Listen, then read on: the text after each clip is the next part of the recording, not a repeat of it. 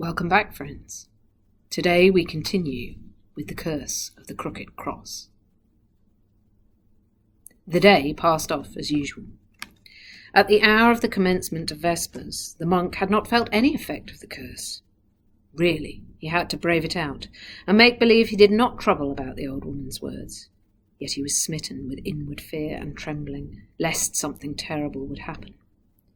The uncertainty as to what form the curse would take added to his horror. The words "crooked cross" resounded in his ears again and again, and he could not get rid of them. What they might possibly mean, he could not imagine. However, he kept his thoughts to himself, and went about his work as usual. All went well till near sundown, when strange marks began to appear on his shaven crown, or as the beldam called it, his bald pate. 2 crooked dark lines reaching, one from side to side, the other from back to front, and crossing at the top of his head, were growing darker and darker. Of course, he could not see them, but one of the boys said suddenly, "Francis, what aileth thy head?" Instinctively Francis put up his hand and felt the crooked cross.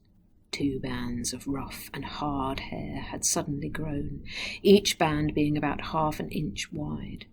The fraternity now closed around Brother Francis. Looking closely at his head, they saw at once that the curse of the Crooked Cross had truly commenced to operate, appearing even within the precincts of the sacred priory. The October day was fading away in a lovely warm autumn evening, and the wind whispered peacefully among the trees in the prior's private garden.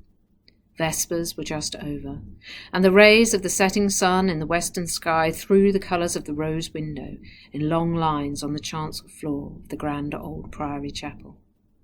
Softly fell the footfalls of the black canons as they filed from their stalls, and a holy peace seemed to rest over the whole monastery, when a serving monk sought, with agitated face and perturbed mien, the presence of the Reverend Prior.